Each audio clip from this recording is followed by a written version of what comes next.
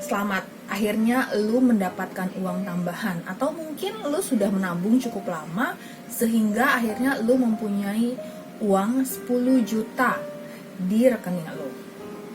Lu nggak mau uang ini digunakan untuk hal-hal yang bersifat hedon atau pemborosan. Kali ini lu bertekad uang ini akan lu gunakan untuk sesuatu yang bisa membuat diri lu lebih maju secara finansial di masa depan.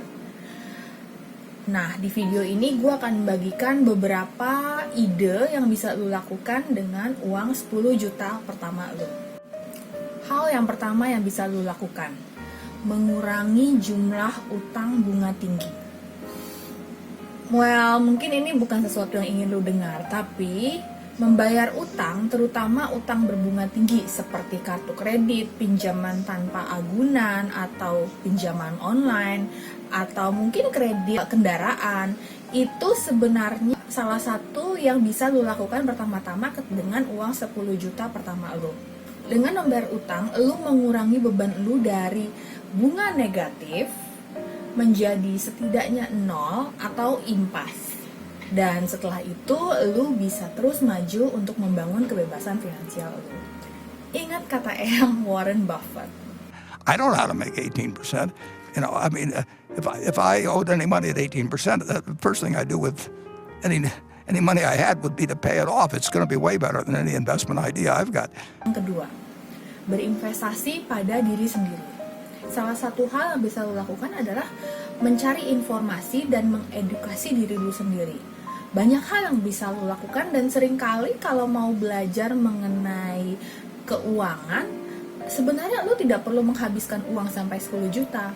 Lo bisa melakukan seperti mencari buku-buku atau sumber informasi di internet atau perpustakaan yang membantu lo belajar bagaimana cara mengelola keuangan pribadi dan berinvestasi untuk jangka panjang secara benar. Mencari mentor atau coach. Carilah beberapa orang di dalam keluarga, teman, atau di lingkungan sekitar lu yang lu lihat memiliki pengalaman dan kemampuan yang baik dalam mengelola uang.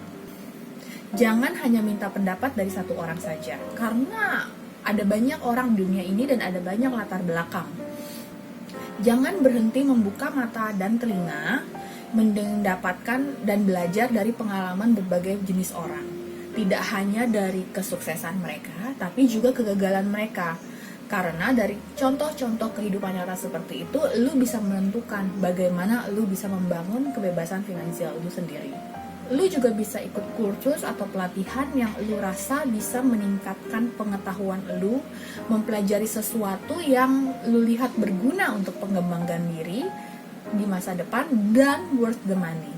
Tapi harap diingat bahwa dalam kehidupan, cara belajar yang paling cepat itu adalah dengan praktek secara langsung. Gue punya prinsip, investasi kepada diri gue sendiri merupakan investasi yang paling berharga dibandingkan dengan investasi-investasi yang lain. 3. Bangun dana darurat. Bila 10 juta ekstra ini merupakan satu-satunya uang yang lo punya, jangan lupa untuk menyisihkan sebagian untuk membangun dana darurat lo. Dana darurat mula-mula yang gue sarankan untuk orang yang penghasilannya sekitar 5 juta ke bawah itu sekitar 3,5 juta. Sedangkan untuk yang gajinya di atas itu, gue sarankan untuk paling tidak di minimal 1 bulan gaji. Jangan lupa untuk menyimpan dana darurat lu di rekening bank yang berbunga tinggi atau high yield savings, agar simpanan lu tidak terkikis oleh biaya administrasi bank. Salah satu high yield savings yang gua sarankan adalah simpanan Flexi Save dari tabungan Genius BTPN. Kenapa gue menyarankan Flexi Save Genius bukan tabungan berjangka Maxi Save yang bunganya lebih besar? Kita ngomong soal dana darurat. Ingat, yang namanya kejadian darurat itu bisa terjadi kapan saja. Lu tidak bisa memperkirakan, misalnya 3 bulan lagi, atau 6 bulan lagi, atau 12 bulan lagi akan terjadi keadaan darurat. Kalau lu menyimpan uang lu di tabungan berjangka seperti Maxi Save, sewaktu-waktu terjadi keadaan darurat dan lu mengambil dana lu, yang ada lu akan terkena penalti, di mana Dana lu mungkin bisa ditarik, tetapi hasil bunga yang dijanjikan itu tidak akan diberikan. Jadi menurut gue lebih baik lu mendapatkan bunga FlexiSave Genius yang hasilnya tidak begitu besar seperti MaxiSave, tapi ketika lu membutuhkannya, uang itu bisa lu tarik dengan cepat dan lu masih tetap bisa mendapatkan bunga. 4. Investasi modal untuk bisnis sampingan. Uang 10 juta itu bisa menjadi modal awal lu untuk memulai bisnis sampingan. Jika lu mempunyai ide bisnis yang menurut lu cukup baik untuk dijalankan, gunakan uang 10 juta untuk membeli bahan baku atau alat yang lu butuhkan. Tapi ingat untuk selalu memulai dengan baby steps. Tidak perlu mengeluarkan modal yang besar untuk memulai sesuatu. Belilah alat ataupun bahan sesuai dengan kebutuhan dan kapasitas produksi lu serta pesanan yang lu terima. Dengan itu, lu bisa belajar sambil mengembangkan bisnis tersebut. Yang kelima, itu adalah investasi di pasar modal atau saham. Seringkali orang beranggapan bahwa membeli saham individu atau masing-masing perusahaan merupakan satu-satunya cara untuk berinvestasi di pasar modal Indonesia. Tapi sebenarnya ada instrumen keuangan yang mempermudah investasi, namanya Exchange Traded Fund atau ETF. ETF ini merupakan produk seperti reksadana tetapi dengan biaya yang lebih rendah, di mana produk investasi ini terdiri dari saham-saham perusahaan dengan prospek pertumbuhan dan nilai transaksi tertinggi di Bursa Efek Indonesia selama 1 atau 2 bulan terakhir. Daftar perusahaan-perusahaan ini disebut LQ, bisa LQ30 atau LQ35.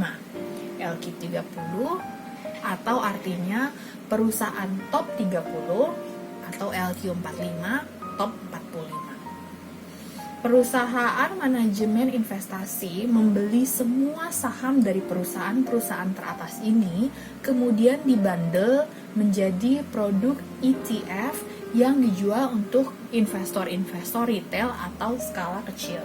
Dengan ini berarti lu tidak perlu susah-susah memilih saham secara satu persatu, tapi lu bisa membeli semua saham dengan kategori kapitalisasi terbaik di Bursa Efek Indonesia. Strategi investasi ini disebut sebagai passive investing, di mana pertumbuhan investasi lu akan bergerak sesuai dengan pergerakan pasar. Kalau pasar naik ya naik, kalau pasar turun ya turun. Tapi walaupun memang kayaknya kurang seksi, sebenarnya secara sejarah pasar saham atau pasar modal Indonesia secara historis meningkat. Lu bandingkan saja. Ini sebenarnya memudahkan investor saham yang pengetahuannya belum banyak. Selama lu punya keyakinan akan ekonomi Indonesia dan pasar modal akan terus berkembang di jangka waktu yang akan datang, ETF ini bisa lu gunakan untuk memulai berinvestasi di pasar modal. Ada beberapa ETF LQ45 atau LQ30 yang terdaftar di Bursa Efek Indonesia saat ini. Gue akan link halaman Bursa Efek Indonesia di bawah, dan lu bisa melihat contoh-contoh atau nama-nama produk ETF tersebut. Tapi sebelum membeli ETF apapun, lu harus lihat dulu track record-nya. Seperti apa perusahaan yang mengeluarkannya, berapa besar dana yang mereka kelola, sudah berapa lama produk ini dikeluarkan, dan bagaimana kinerjanya sejak masa pembukaan sampai sekarang. Selamat, akhirnya lu sudah berhasil memiliki 10 juta. Dan selamat juga karena lu memiliki pemikiran untuk membangun masa depan yang lebih baik. Untuk segala pilihan yang lu ambil, itu pasti ada resikonya. Tetapi resiko bisa dikelola dengan baik kalau lu berusaha mempelajari sebanyak mungkin pilihan yang ada. Jangan sampai takut memulai karena tidak tahu apa yang harus dilakukan ya. It's not about how much you make, it's about how you manage your money. Salam!